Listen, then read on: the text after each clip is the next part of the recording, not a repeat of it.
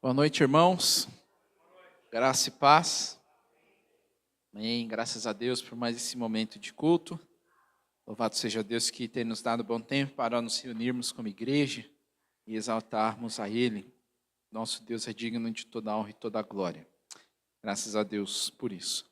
Irmãos, abram suas Bíblias comigo no Salmo de número 52.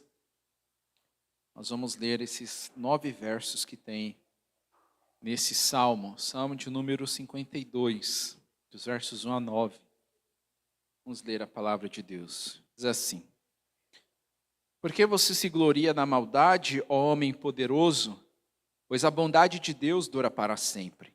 Com a língua você trama planos de destruição. Ela é como navalha afiada que só produz enganos. Você ama o mal mais do que o bem. Prefere mentir a falar a verdade. Você ama todas as palavras devoradoras, ó língua fraudulenta. Também Deus o destruirá para sempre. Ele o pegará e arrancará da tenda em que você habita e o extirpará da terra dos viventes. Os justos verão tudo isso, temerão e vão rir dele, dizendo: Eis um homem que não fazia de Deus a sua fortaleza, mas confiava na abundância dos seus próprios bens e se fortalecia na sua perversidade. Quanto a mim, porém, sou como a oliveira verde na casa de Deus. Confio na misericórdia de Deus para todo sempre. Sempre te louvarei, porque assim o fizeste, na presença dos teus fiéis, e esperarei no teu nome, porque é bom. Amém. Vamos orar ao nosso Deus. Pai querido, Pai santo, nós estamos diante de Ti mais uma vez e aprove ao Senhor nos conceder esse tempo. Oramos para que, por meio do Seu Espírito, possamos prestar um culto ao Senhor que agrade a Ti, ó Deus. Que o Senhor se faça presente, que o Senhor fale a nós e que o nosso louvor e a nossa adoração seja aceitável diante do Senhor. Deus amado, que o Senhor possa cuidar de nós e nos fortalecer e que possamos sempre, Deus amado, louvar, bendizer e adorar o Seu santo nome. Que possamos confiar, ó Deus, na sua palavra, que possamos viver entregues ao Senhor e rendidos à sua soberania. Deus querido e santo, pedimos ao Senhor, mais uma vez, seja conosco e abençoa-nos nesse momento. E que o Senhor fale a nós, mais uma vez nessa noite, em nome de Jesus. Amém. Vamos abrir a sua Bíblia comigo no Salmo de número 139. Nós vamos ler os versos 23 e 24. Isso é um pedido de Davi, porque ele também não quer ser encontrado na mesma condição dos perversos, daquele que ele citou versículos antes, de homens violentos, de pessoas que se rebelam contra Deus.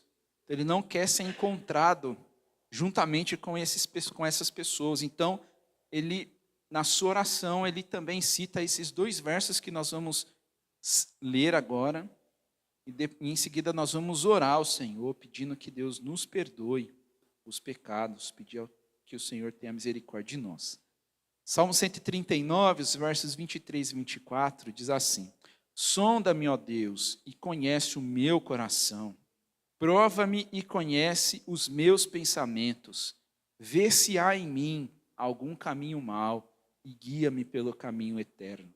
Esse deve ser o nosso anseio também, como filhos de Deus. Pedir ao Senhor tenha misericórdia de nós e que sonde o nosso coração e nos ajude a viver de maneira que Ele seja glorificado.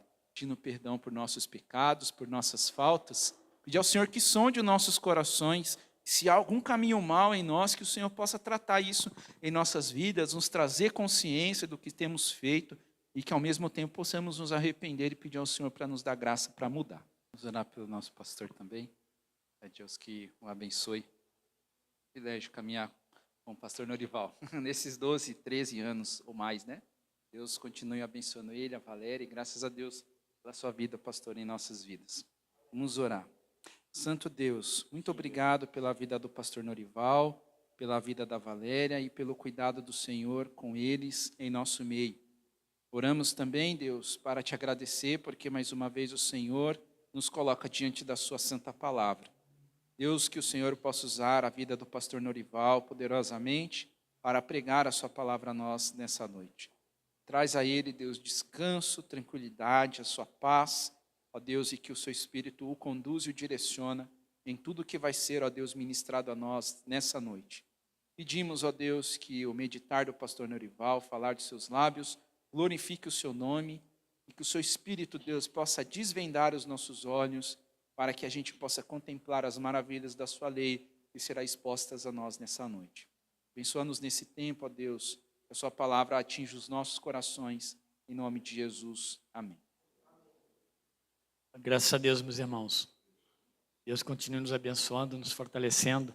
Abram, por favor, suas Bíblias no Evangelho de João, capítulo 19, a partir do verso 17.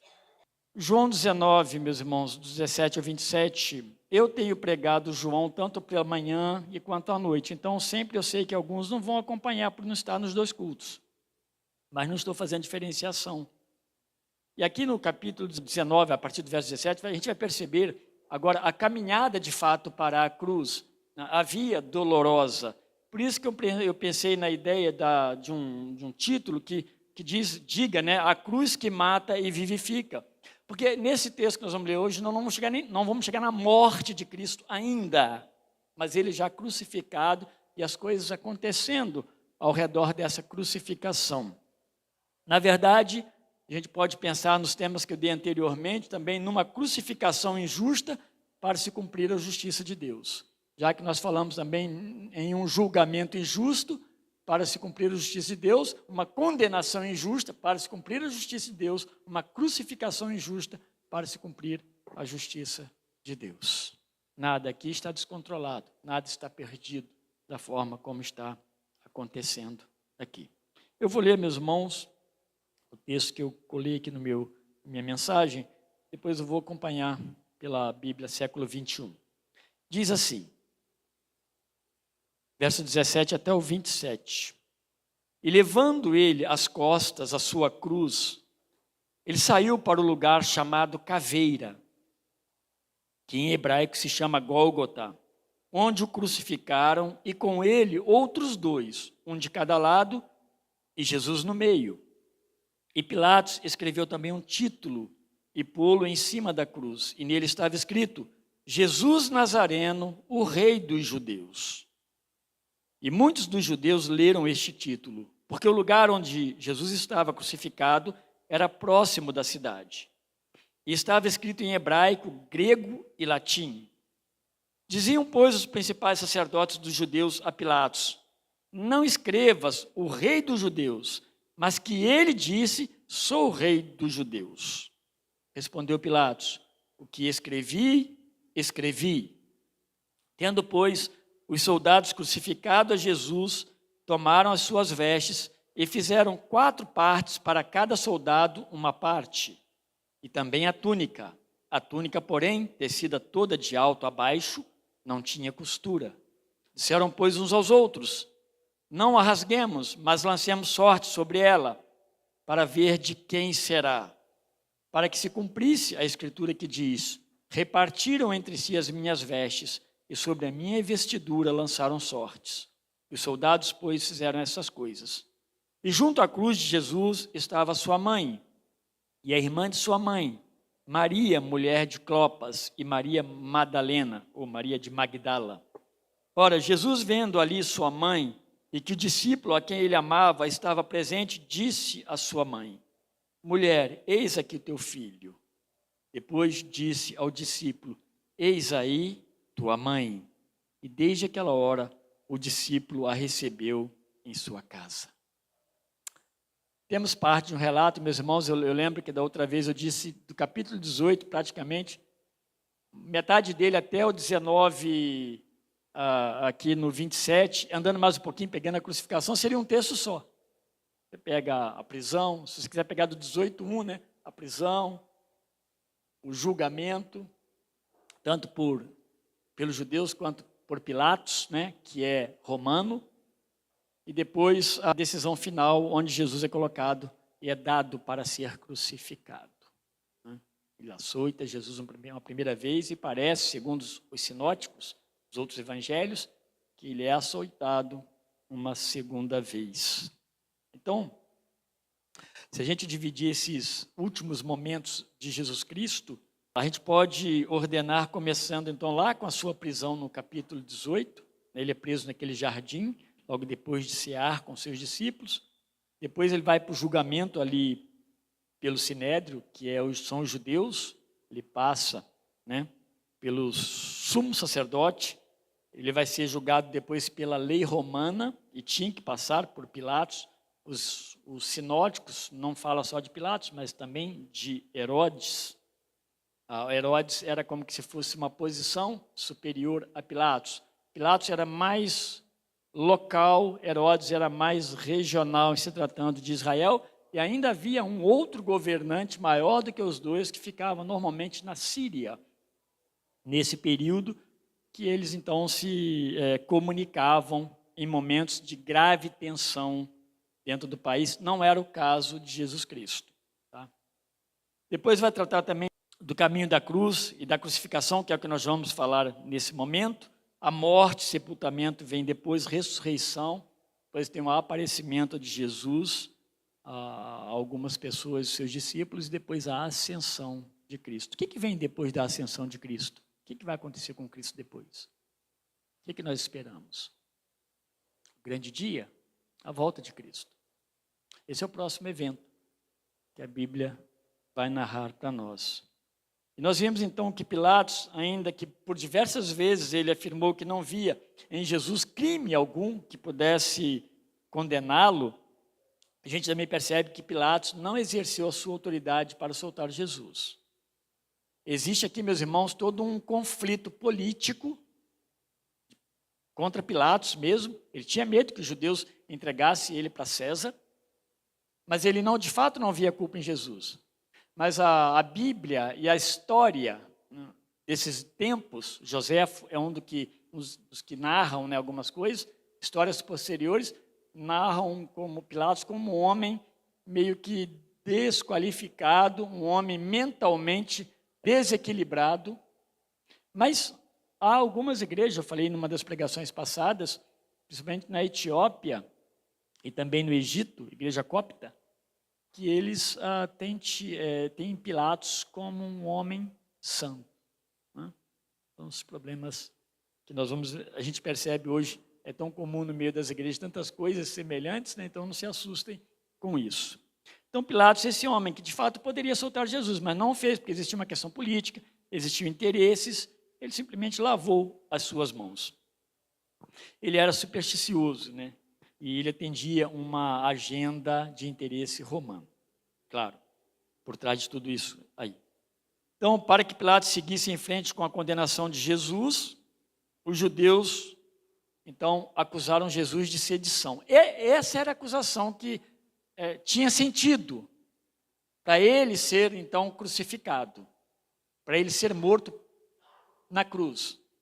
Sedição é alguém desejar ser um rei, um comandante de um determinado país, alguém de influência, alguém que estava levantando ou fazendo um levante contra o governo local.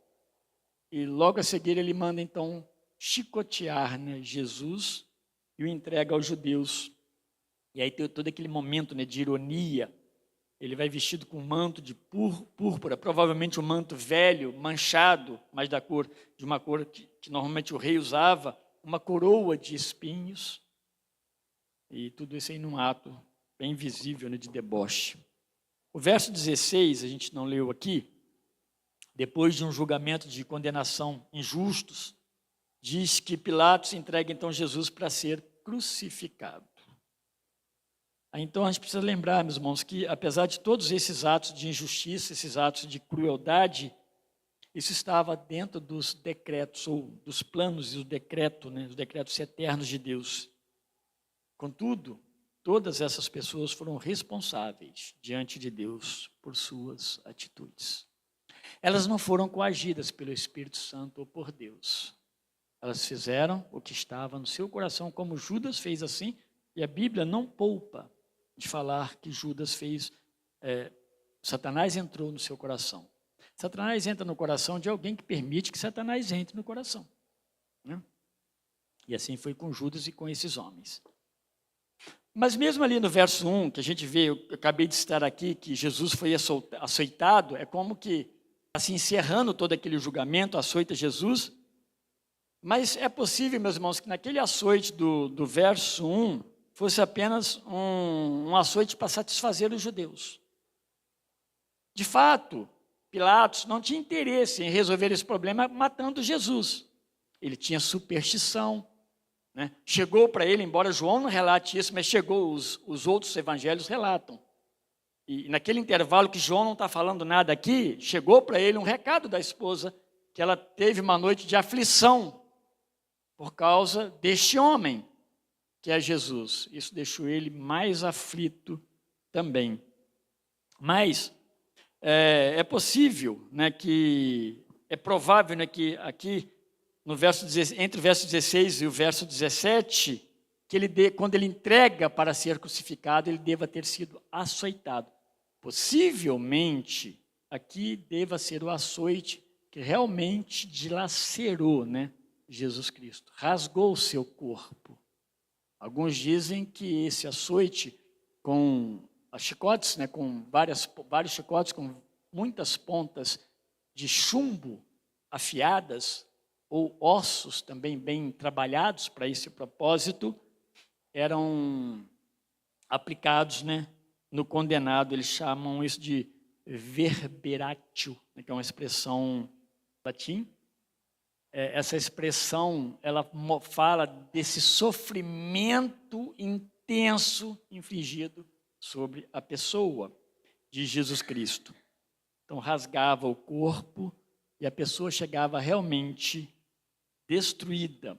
E isso visava enfraquecer e desumanizar o condenado. Desumanizar é fazer com que uma pessoa não seja um ser humano. E ela seja dessa forma percebida por todos que estão ali. Então, o verso 17, nele nós vemos que era comum ao condenado na crucificação, nessa sentença, né, dada pelos romanos. Então, ele levava o seu próprio instrumento de execução. Grande parte dos estudiosos diz que não foi a cruz na sua forma final. Já estava lá fincada, socada no lugar. E ele levava a parte que a gente chama da cruz, né? A horizontal. Chegava lá, ele era pregado nessa horizontal e elevado ao madeiro. Os testemunhos de Jeová, por exemplo, eles não acreditam na cruz, que existisse a cruz. Eles acreditam que foi um madeiro em que Jesus foi pregado para baixo. Isso não importa tanto, né? Não é o mais importante, mas nós entendemos que de fato foi a cruz, e a cruz de fato também é um símbolo cristão. Então ele tinha que levar a cruz, era uma forma de castigo final, né, para o condenado. Eu não lembro, não sei se vocês viram uns dias atrás, é bem recente, né, esses acontecimentos ali na faixa de Gaza, esses problemas entre os judeus, né, e aqueles muçulmanos. Eu sei que o vídeo correu pelo mundo todo, onde um terrorista ele filmava um judeu cavando sua sepultura, onde ele seria enterrado, né? Esse vídeo ele correu o mundo todo, né? Ele estava cavando, o cara filmando, é cruel. Eu me lembrei disso, né, quando Jesus leva a sua cruz para ali ser crucificado nela. É requinte de crueldade. E esses requintes de crueldade, eles passaram a fazer parte da vida do ser humano que desobedeceu a Deus e pecou desde lá do jardim do Éden, quando o homem e a mulher viraram as costas para Deus. Jesus então leva a cruz até o quanto ele pode fazê-lo. João não está preocupado nesses detalhes, o foco de João é outro, né? Ele não cita Simão Cireneu, mas chega um certo momento, Simão Cireneu pega a cruz, na verdade ele é ordenado pelos soldados a pegar a cruz, porque Jesus estava cansado. Perdeu sangue, corpo todo lacerado. Os sinóticos trazem maiores detalhes, então, sobre isso. João apenas diz que Jesus levou a sua própria cruz. E aí a gente, quando fala levou a sua própria cruz, isso é muito profundo. Mas aí vai lembrar que Jesus, em Lucas, ele vai dizer que aquele que deseja segui-lo, né, deve negar-se a si mesmo, tomar a sua cruz e segui-lo.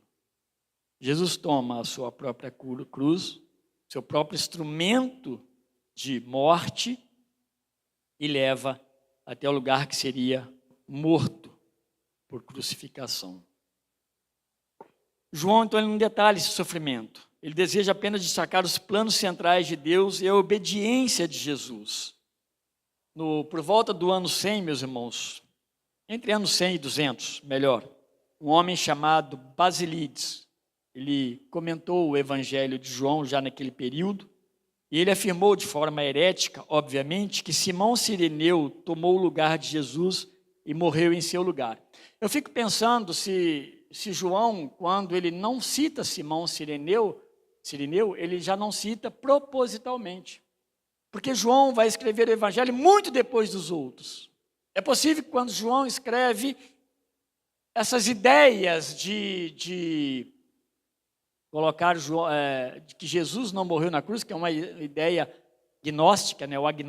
Gnóstica no sentido de que Jesus de repente não veio, não morreu, Deus não morreu na cruz, aquela ideia de que Deus não morreu na cruz, ou de que um Deus não pode chegar ao ponto de ser crucificado.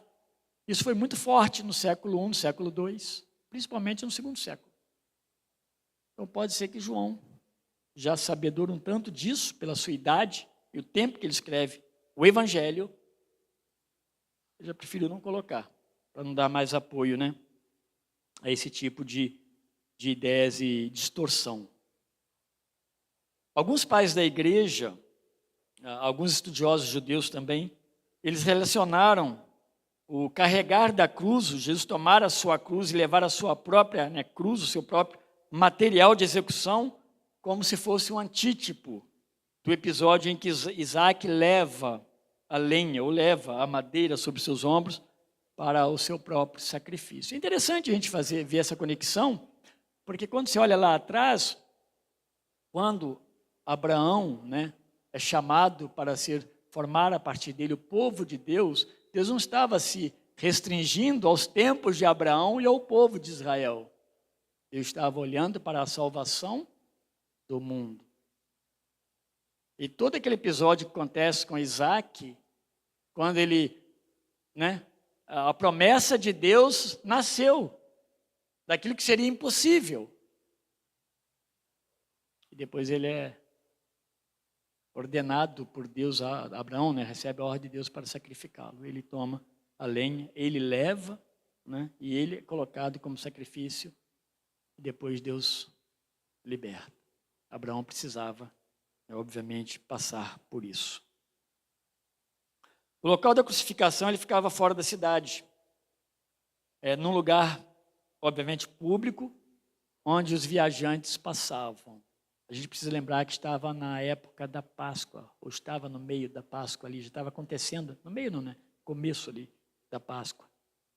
Por isso, meus irmãos, a gente vai ver que nesse andar, né, até aquele lugar da crucificação, a gente vê isso reproduzido em várias partes do mundo.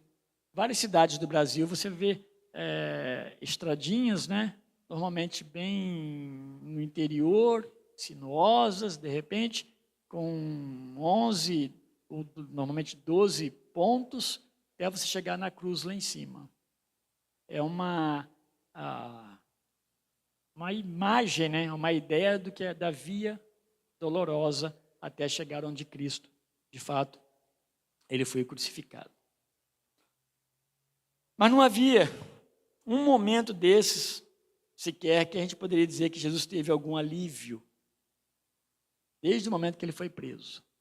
Ele já não dormia, né, sofrendo intensas ameaças, foi esbofeteado, colocaram uma coroa de espinho, chicotearam ele, pior, né, com requintes de crueldade.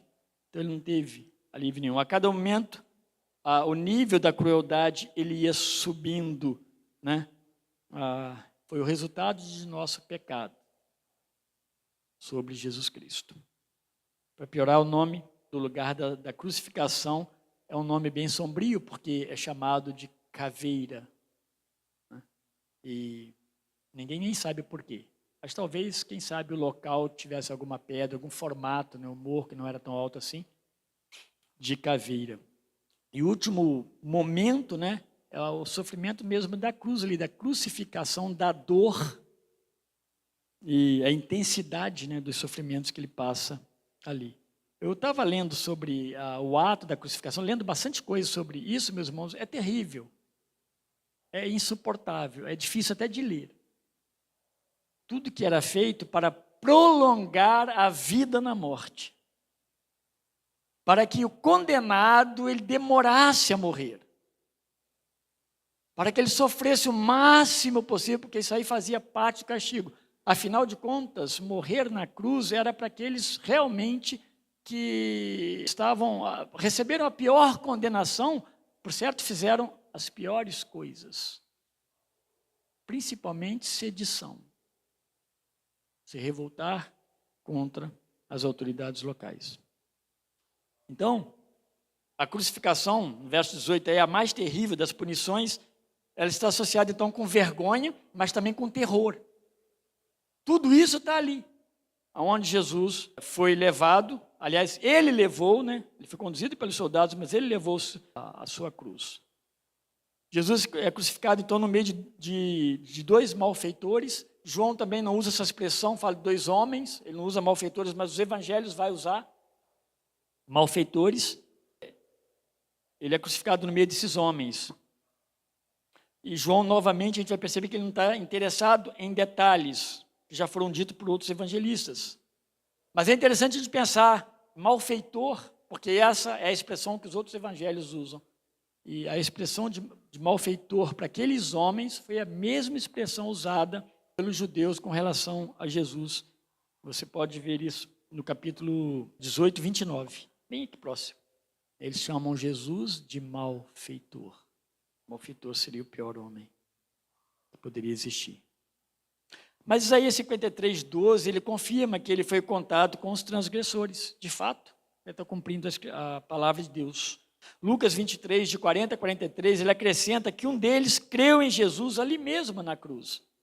E aí, meus irmãos, a gente vai vendo quantas coisas vai acontecendo em torno disso. Primeiro, um homem, Jesus, homem, condenado e indo, e ele em ato de obediência, ele indo até a cruz.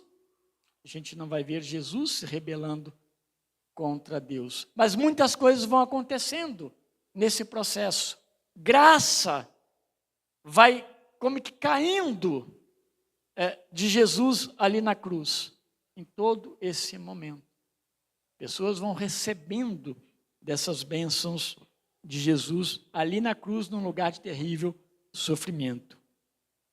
É assim, no pior momento e no maior sofrimento, ele derrama graça sobre a vida das pessoas. Lucas 23, 34 diz ainda que Jesus também rogou a Deus que perdoasse as pessoas que o ofenderam, tanto os judeus quanto os romanos, porque são aqueles que não só conduziram todo esse momento de julgamento, mas como maltrataram ele e o colocaram também na cruz, dizendo, porque não sabem o que fazem. E aí, dos versos 19 até o 21, João nos informa que Pilatos ordenou que colocasse uma placa com os dizeres Jesus Nazareno, Rei dos Judeus. A gente vê muitas as letras, né? JNRJ.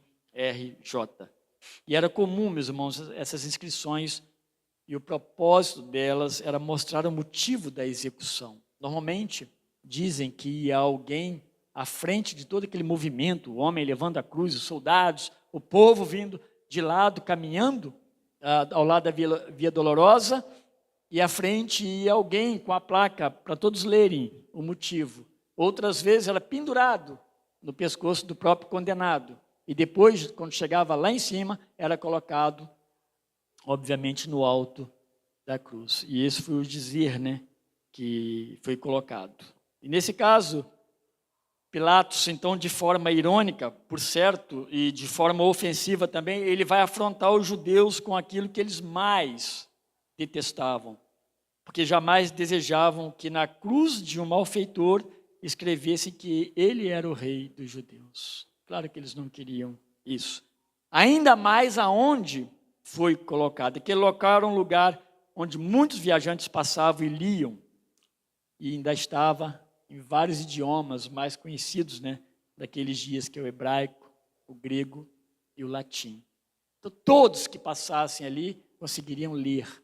O que está escrito ali está o rei dos judeus, aquilo que os judeus jamais queriam que colocasse. Era um local de muitos viajantes, muitos liam, e liam com facilidade, mas aquele escrito deveria servir, meus irmãos, os romanos colocavam para servir de advertência. Olhem para isso e aprendam com isso. Não façam o que esses homens, né, fizeram. Da parte de Pilatos, então, tornou-se também uma oportunidade para humilhar o próprio povo judeu. Mas, acima de tudo, meus irmãos, todos esses acontecimentos, eles serviam ao propósito maior de Deus. A gente nunca pode esquecer disso. Existe um decreto de Deus eterno. Esse decreto, ele não nasceu próximo de quando Jesus veio ao mundo. Ele é eterno. Crucificação foi algo planejado por Deus para nos libertar do nosso pecado. Não foi muito simples. A gente fica imaginando como que um cristão pode levar a vida de qualquer maneira, né? Como que às vezes o pecado pode ser uma coisa tão comum na vida de um cristão, quando ele olha para a cruz, onde o Senhor Jesus morreu justamente por causa do nosso pecado. O nosso pecado promoveu, né, a ira de Deus, mas servia a Deus tudo o que estava acontecendo, porque o crucificado Jesus Cristo é o verdadeiro rei. No finalzinho do capítulo 18, ele está falando sobre isso, quando Pilatos, então tu és rei? E ele vai falar que o reino dele é o reino da verdade. De fato, Jesus é o rei verdadeiro. Ele não é rei somente dos judeus, mas ele é rei de todo o mundo. E o governo dele é regido pela verdade. E aí nos versos 23 e 24, enquanto ele sofria essas piores dores da crucificação, ali sob a cruz, os soldados, como que de costume, eles disputavam as suas vestes. Isso era uma coisa muito comum, tá, meus irmãos? Era normal eles tomarem as vestes e disputá-las, apontava acima de tudo para a escalada que a humilhação ia alcançando. Teve a humilhação, ele começa praticamente com a prisão de Jesus, onde tiram as vestes dele, colocam outras vestes para humilhá-lo, colocam uma coroa de espinho, depois ele carrega o madeiro, e agora também é tirado-lhe as vestes. Aquela roupa que a gente vê sobre as partes íntimas, é possível que elas não existiram. Tamanho do grau da humilhação, que ela ia cada passo aumentando. Tudo lhe foi tirado, e por fim vai ser tirado a vida de Jesus Cristo nesse processo da humilhação. A intensidade da humilhação, ela vai alcançar a sepultura. É como que o Deus morrer. E a ideia da sepultura é o apodrecimento. É o que acontece com todos. Que não vai acontecer com Jesus. Para a gente perceber a escalada da humilhação. Eles só não dividiram a túnica porque era uma peça única, normalmente uma peça cara, feita com uma só costura, e lançaram sorte sobre ela. Então, um dos 4 soldados ali recebeu alguma coisa a mais, que foi uma túnica. Eles sortearam ela. E aí, meus irmãos, esse evento, eles são todos narrados nas Escrituras. As Escrituras confirmam isso. E foi isso que fez com que muitos judeus, doutores da lei, se convertessem ao cristianismo. Nos tempos de Paulo, no tempo de Jesus, quando a gente olha para Nicodemos, né, José de Arimateia, e por certo muitos outros. Foi porque eles olharam para as Escrituras e viram sentido no que acontecia, no que Jesus falava e ensinava, o que as Escrituras demonstravam. Esse processo aí ele está bem claro no Salmo 22, 18. O Salmo 22, 18, na verdade o Salmo 22, né? Ele descreve o salmista afligido pelo desgaste físico e pela zombaria de seus oponentes, e que aparentemente usa o simbolismo de uma cena de execução, onde os executores distribuem as roupas da vítima para expressar a profundidade de seu abandono. Isso é lá no Salmo. Mas o Salmo vai apontar para aquilo que está acontecendo para Cristo. O que acontece com Cristo serve como um antítipo lá do Salmo 22. Ao fim, meus irmãos, as Escrituras sempre pré-anunciaram a cruz, indicando que nada disso estava fora dos planos eternos de redenção de Deus para com as nossas vidas. O último ponto que desejo então destacar, para a gente finalizar e concluir, meus irmãos, que parece que está destoado, mas ele está na continuidade do que está acontecendo aqui no momento da cruz. Aí nos versos 25 até o 27, que é uma recomendação derradeira, né, de Jesus Cristo, que ele um derramar, né, de mais graça a partir da cruz. Por um lado, ele no alto da cruz, pregado lá na cruz do Calvário, sofrendo de uma forma agonizante, e abaixo dele, lá embaixo, estavam algumas mulheres, entre elas a sua mãe, Maria. Eu não vou lembrar, certo? Mas acho que existe, acho que o nome do hino chama, acho que é Stata Mater. O sentido que a mãe sob a cruz. E é uma composição lá do século XIII, a gente fala ano 1200. E fala desse choro, esse lamento. A música é extensa, porque ela é quase 5 minutos. Eu ouvi essa música sábado, que me chamou a atenção. E ela é extensa, mas bonita, uma mensagem bonita. Mas ela aponta muito para Maria, por causa do sofrimento dela ali, vendo seu filho crucificado lá na cruz. Daí fala da injustiça dos homens, né? Na prática da sua morte, mas fala do choro agora, também de Maria, que quando ele sofria lá em cima e ela sofria cá embaixo, vendo ele sendo morto, né? E nesse momento, então, Jesus dirige ao discípulo amado, obviamente é João, né? A gente identifica como João, evangelista, e ele aponta para a mãe dele, chamando-a de mulher. O sentido, ele não é áspero, ele não é desrespeitoso de forma alguma. Por mais que Jesus se tornou homem, ele aqui não está agindo, né, como um homem desnaturalizado, um filho desnaturalizado. Mas foi uma forma até carinhosa. Agora, ele nunca deixou também de ser filho de Deus. E Maria, meus irmãos, ela compreendia, por certa divindade, do seu filho Cristo. Essa atitude de Jesus, ela aponta para o filho primogênito, que deseja que sua mãe viúva não fique desamparada. A gente ouviu hoje de manhã a viúva de Naim, que condição que é uma viúva naqueles tempos de Jesus Cristo, né? Nos tempos de Paulo, a recomendação da igreja era muito forte com relação às viúvas. As viúvas daquele tempo não são como as viúvas dos nossos dias, que muitas delas recebe aposentadoria, grande parte delas, seja por seu próprio trabalho, seja pelo trabalho do esposo, elas têm direito. Naqueles tempos, não, ela ficava desamparada. Então, se perdesse filhos, né, como Noemi, então era terrível. Perdeu o marido e perdeu filho. E aí Jesus, então, olha para ela e aponta, né, para João também, e vai fazer as recomendações, né, que a gente lê aí no texto. Essa atitude dele, meus irmãos, Jesus aponta para o filho primogênito que deseja que sua mãe, viúva, ela não fique desamparada. E sem desejar especular, eu botei isso aqui nesse texto porque a gente trabalha com muita especulação. Isso aqui foi feito por causa disso, isso aqui foi feito por causa disso, e a gente vai tirando deduções, né, em cima disso tudo. Mas sem querer especular sobre o texto, Jesus desejava que Maria fosse bem cuidada.